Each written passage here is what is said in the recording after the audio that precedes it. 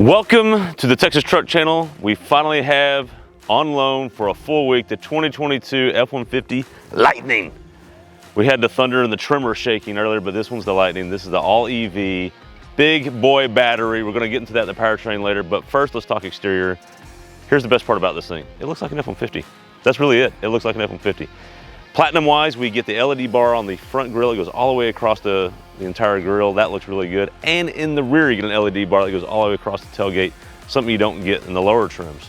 You also get, specific to the Platinum, you get these huge 22-inch wheels, which actually equate to a 33-inch tall tire. Now they're highway tires, and we'll get to some off-road stuff later, maybe a hill test, we'll see. You don't get any power running boards, a little interesting, but that aside, it's an F-150. It's freaking awesome. Let's get to the interior and see what Platinum goodies we get with this bad boy with Brian. Welcome to the interior, and man, is that a massive screen, and it's long ways vertical. Look, I'll just put it out there. I don't like vertical tablets in cars. That's the only criticism I have. It works great, and it has everything you need. It has a ton of screen space, a lot like the Ram offerings in terms of configuration or Teslas.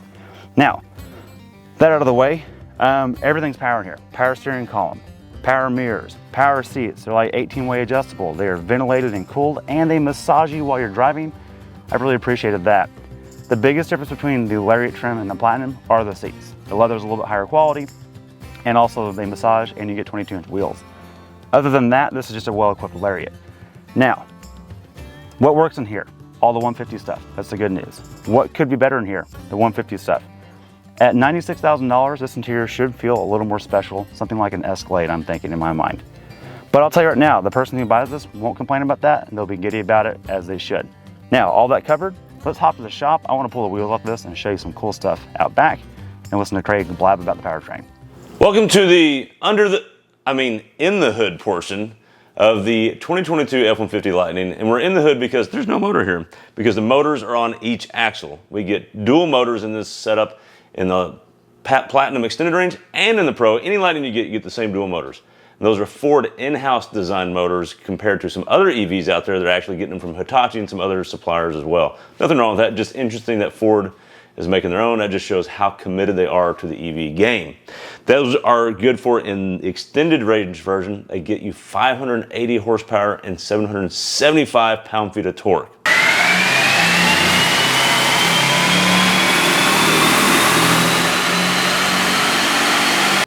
That extended range battery goes from a 98 kilowatt hour to a 131 kilowatt hour battery, which is massive and takes forever to charge. With that in mind, they actually bumped the onboard charger to a 19.2 kilowatt charger versus the 11.3, I think is in the Pro, somewhere around there, 11 something. So you do get a faster onboard charger, but you need all of it to get it to charge, because it still takes a little bit longer to charge this thing, even with that upgrade. All that's good for 66 mpge. It's not the most fuel efficient EV out there, but I just said 66 mpg for a truck. Okay, now you can argue about the E part and what that equates to in all business, but it's still not bad. However, the Mach-E, for comparison's sake, gets 100 plus mpge. So it is not the most efficient EV, but it's a truck. With that, let's turn it over to suspension and see the goodies going on there with Brian.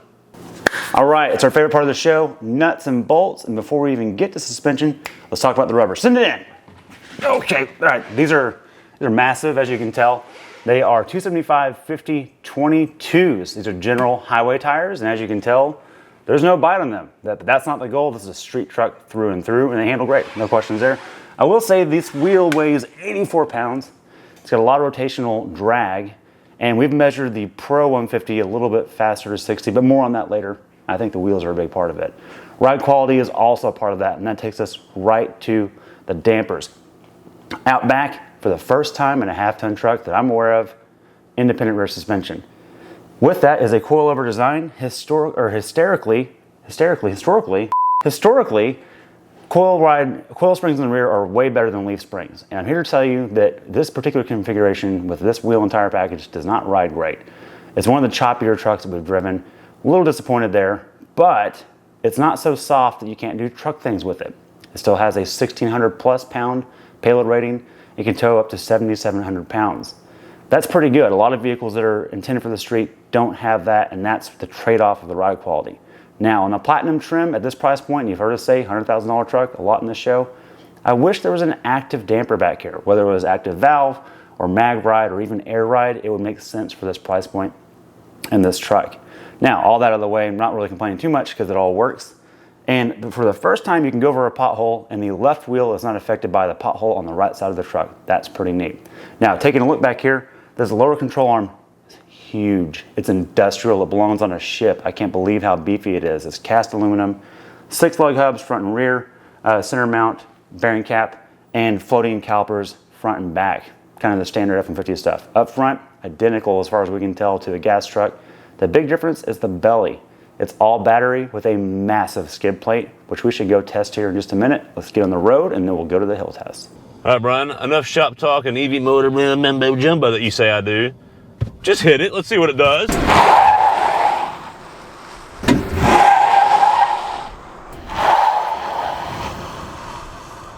Okay. Oh my gosh. 40, 50, 60 in 4.16 seconds. That was very quick. I would say so. Also, it's a hot day. It is a hot day. We've done multiple runs already. Yeah, that's not the first launch we've done. There's not as much heat soak in EVs. No, there's not. But, by the way, it doesn't care. It doesn't care, no. Most vehicles we do this in, they're like, oh, please, we've cut the boost in timing to save itself. That's appealing, I'll say that. It is. Okay, but we did talk about the unique suspension on this F-150. Yes, first time ever in the shop.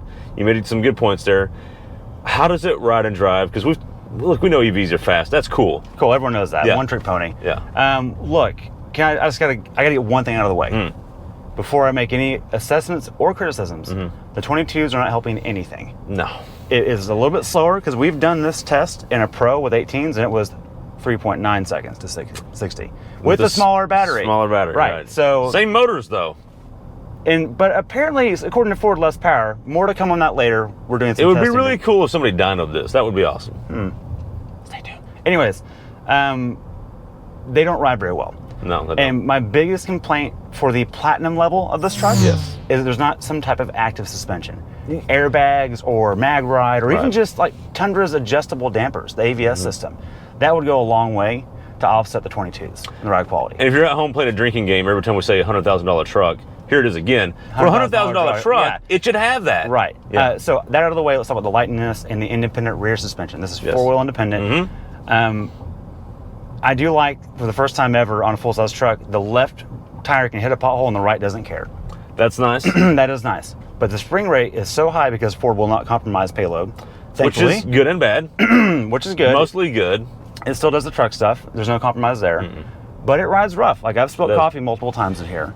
For a four-wheel independent vehicle, $100,000 vehicle, it's not cushy. I don't think you would think it would ride cushier. Now, I think most people won't care that by this, but you're right. It crashes over bumps and it rides like a live axle almost. In fact, we've driven other live axle F-150s. The Tremor rides way better than that. Ride better. Yeah, absolutely. And by the way, if you're a Denali shopper, which is in the neighborhood of this truck and actually cheaper, it has magnetic ride.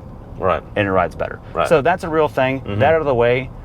It is refined in that it is detached, and I am confident that with a load, this thing is like all Fords. A little bit of weight goes a long way in them, in the ride quality. And that's really it. I do think it's harder to park than anticipated. It reminds me of my old Raptor quite a bit, but you do have a great camera system to help offset that. But yeah, and that's every F-150, so that's not unique. That's not lightning specific. I do want to say lightning specific though. Let's talk a little bit about the drivability of the EV-ness. Okay. And let's talk, one thing I want to talk about, and we talked about it a little bit in the shop, but it's not the most efficient EV, and the battery is massive, which means it takes forever to charge.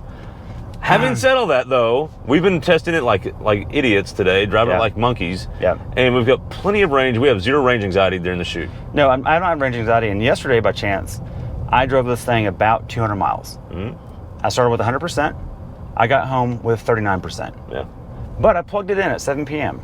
Yeah. And when I woke up this morning, it said it'll be done at noon today.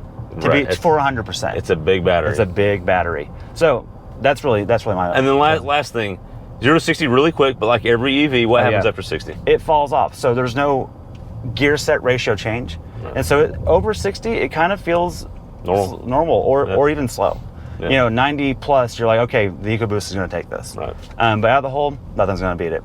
All right, Brian, hill test? Abso-freaking-lutely. Let's do this. Let's go. Alrighty, it's time for the infamous hill test. Brian, let's see what the EV can do. What do you think? What settings do we've got? So I'm going to go to off-road mode, which will automatically lock the rear diff. It does have a mechanical lock in the rear diff. That's pretty cool. I'm a little nervous about the nose in this thing. If we clear that, I think we'll scrape on the mid a little bit, but make it anyways. What about propulsion sound? Does that help? It doesn't. Hell, let's go for it. Why not? Okay. All right. All the goodies we can get. We definitely worried about the chin. Also worried about the four-wheel independent suspension. It's going to articulate. Not going to articulate much, although we don't need much on this. This is more about approach and breakover and this test. tires. But you got 33s. But they were terrible bike. Okay, let's see. So, going up the hill, pretty steep. Let's see what we can get.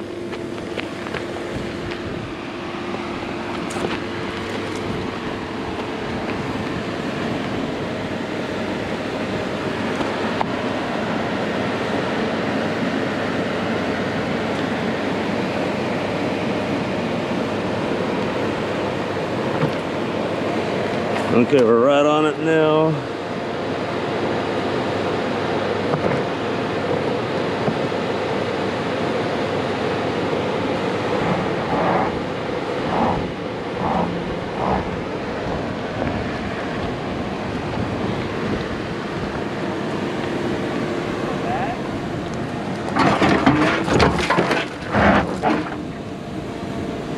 Thanks.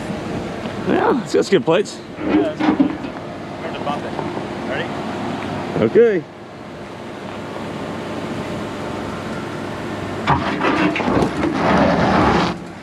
And it's up and over. Not that bad.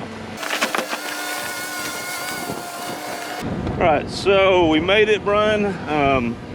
Good news is we have skid plates, pretty beefy skid plates, by the way. Yeah. As we showed in the shop, but I will say we had to use every bit of them, but it worked. And something else to note: there is no low range because it's EV, and the modulation up the hill was a little more challenging than I'm used to. That's because there's no low range. That cover does have lock in your diff, and it did everything it needed to do. No warning lights, no overheating. I would say for street tires on 33s, the 33s helped, Yeah. and it did fine despite street tires. And we didn't have to bypass the line. We did the main line, so all right. not bad. All right, Brian, it's time to get our final thoughts. We've done the hill test, we've done the shop portion, and it's performed admirably, I would say. It really has, yeah. Fair point. But this on this channel, we like to be fair and balanced, or whatever your news channel is, lopsided, whatever, biased, whatever. Whatever. Objectively, though, Brian, this is a fuel-efficient truck. It's an energy-efficient truck for sure. MPGe is 66 for an all-wheel drive, big boy, four-door, heavy 7,000-pound truck. That's impressive. It is. Objectively, Brian, it's got more power than the Pro, which means it has to be faster. On paper, we're told that. In the real world, we're not seeing that. We've, on another day, and you can check out our other previous video, we did 0-60 testing on this actual truck as well as a Pro, and the Pro was a little bit faster. Makes me wonder if that big battery actually makes more power or just has more range. Or weight. Or weight. And more to come on that. Objectively, Brian, it's the top of the line trim. It's almost a $100,000 vehicle. There it is again. If you're drinking at home, you should be drunk by now. Yep. Which means it's got to be as good as a Denali or some Escalade, because that's what those cost, right? Yeah, those are cheaper, comparably, and they ride better, and the fit and finish is a little bit better. What I'm getting at here is I think the Ford 150 platform is great. We love it. We've liked them all.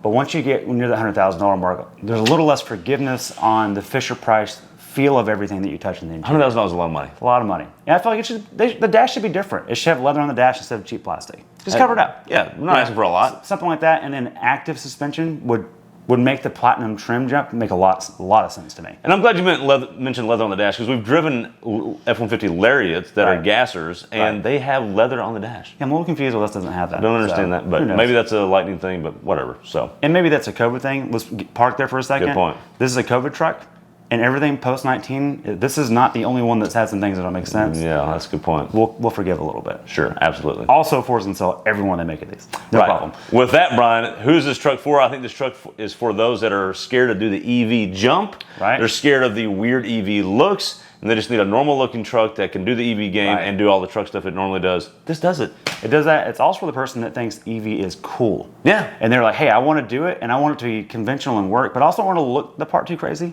And the Platinum in particular is for the person that has to have the Platinum because it exists. Not because it's, look, massaging seats and 22s are not enough for the price jump from the Lariat, in my opinion. A lot of money. It's a lot of money, but for the guy that has to have it all, got you covered right here. With that, Brian, go check us out on all those socials. Socials? Yeah. Socials. No, all the socials. You know where we're at. TexasTruckChannel.com and all the good stuff. You know where to go. Also, be sure to subscribe. Check out our other lightning videos. They're going to come out after this or before this. We've tested the hell out of this thing in some really unique ways. Be sure to check those out. Thanks for watching.